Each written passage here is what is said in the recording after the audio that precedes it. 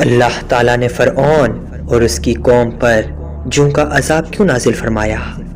اور یہ کس قسم کا کیڑا ہوتا ہے اور کہاں پر پیدا ہوتا ہے، اور ہم جوؤں کو اپنے سر اور کپڑوں سے کس طرح بگا سکتے ہیں، اور جوؤں کو مارے بغیر زندہ چھوڑ دینے سے کیا نقصان ہوتا ہے، اور جوؤں کا شرعی حکم کیا ہے، اور اگر کوئی شخص جوؤں کو اپنے خواب میں دیکھے تو اس کی کیا تعبیر ہوگی۔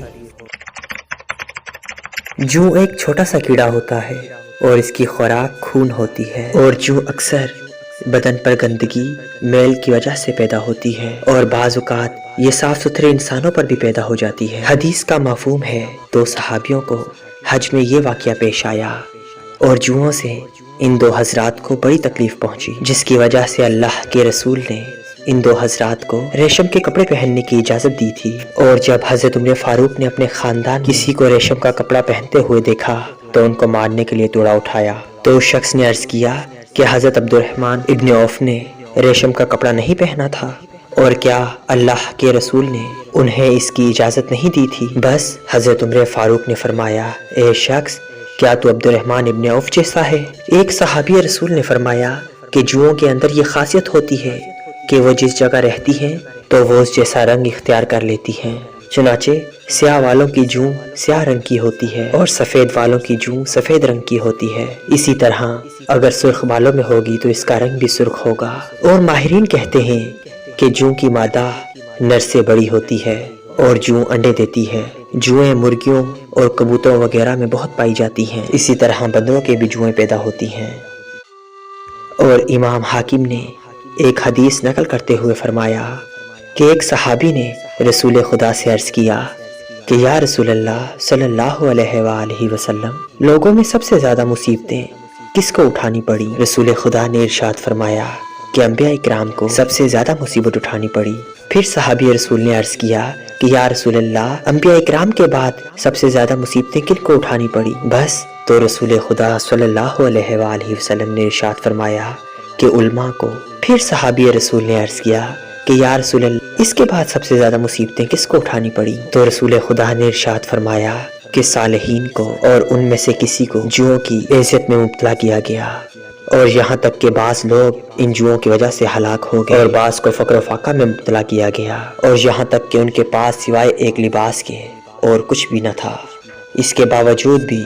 وہ ان مصیبتوں اور پریشانیوں سے ایسے خوش ہوتے، یعنی کہ راضی ہوتے تھے جیسا کہ تم لوگ عطیات ملنے پر خوش ہوتے ہو۔ حضرت ابن عباس رضی اللہ تعالی عنہ سے مروی ہے کہ جب جادوگر حضرت موسیٰ علیہ السلام پر ایمان لے آئے تو فرعون اور اس کے ماننے والوں نے ایمان لانے سے انکار کر دیا اور اپنے کفر اور بنی اسرائیل کی نافرمانیوں میں اڑے رہے،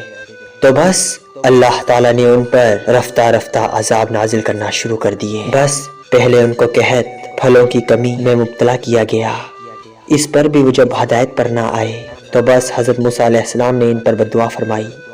اور بارگاہ الہی میں اللہ تعالیٰ سے یوں عرض کیا، فرعون نے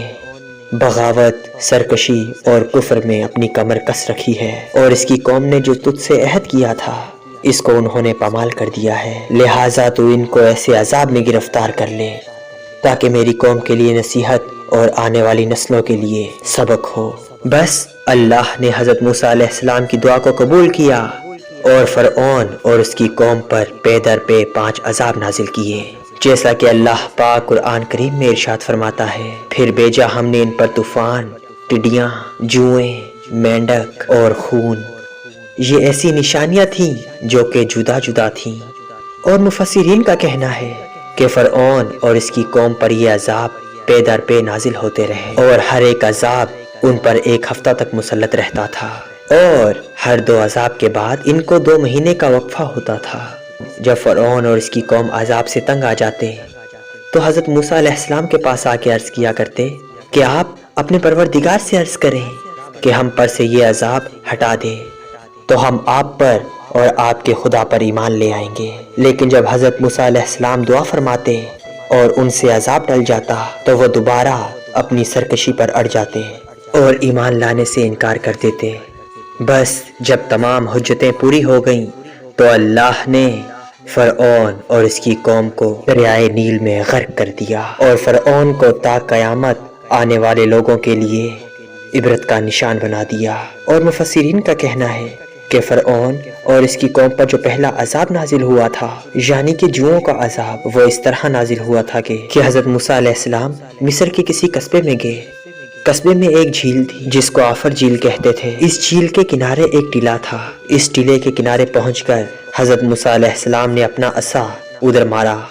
جس سے وہ ٹیلا ریزہ ریزہ ہو گیا، اور ان ریزوں نے جوؤں کی شکل اختیار کر لی،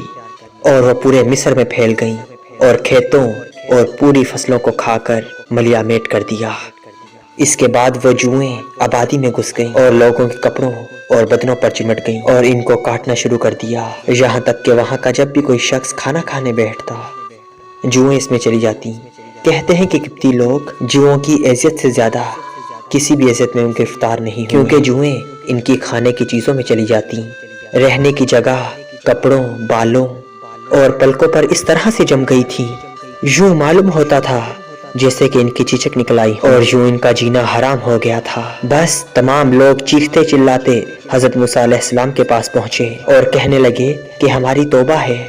اور کہنے لگے اے اللہ کے نبی، ہمارے لیے دعا کریں کہ ہمارے سر سے یہ بلا ٹل جائے۔ بس حضرت موسیٰ علیہ السلام نے دعا کی اور اللہ تعالیٰ نے ان پر سے یہ عذاب ہٹا لیا۔ ایک حدیث میں آتا ہے کہ رسول خدا صلی اللہ علیہ وآلہ وسلم نے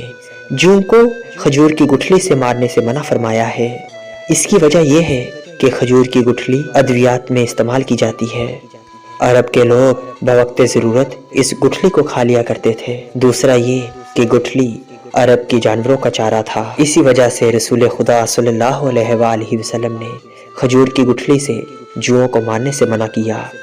اور جوؤں کا شرعی حکم یہ ہے کہ اس کو کھانا حرام ہے، کیونکہ اس کی غذا خون ہوتی ہے جو کہ حرام ہے، اسی وجہ سے اسلام نے اس کو حرام قرار دیا ہے۔ اور ماہرین کا کہنا ہے کہ اگر عورت اپنے بالوں کو چقندر سے پانی سے دھونے لگے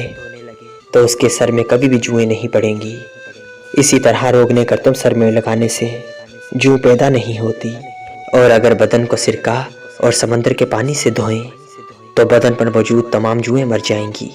رسول خدا صلی اللہ علیہ وآلہ وسلم نے ارشاد فرمایا کہ 6 چیزیں ایسی ہیں کہ جس کی وجہ سے انسان میں بولا پیدا ہوتا ہے۔ نمبر 1، چوہے کا جوٹا کھانا۔ دوسرا، جوؤں کو مارے بغیر زندہ چھوڑ دینا۔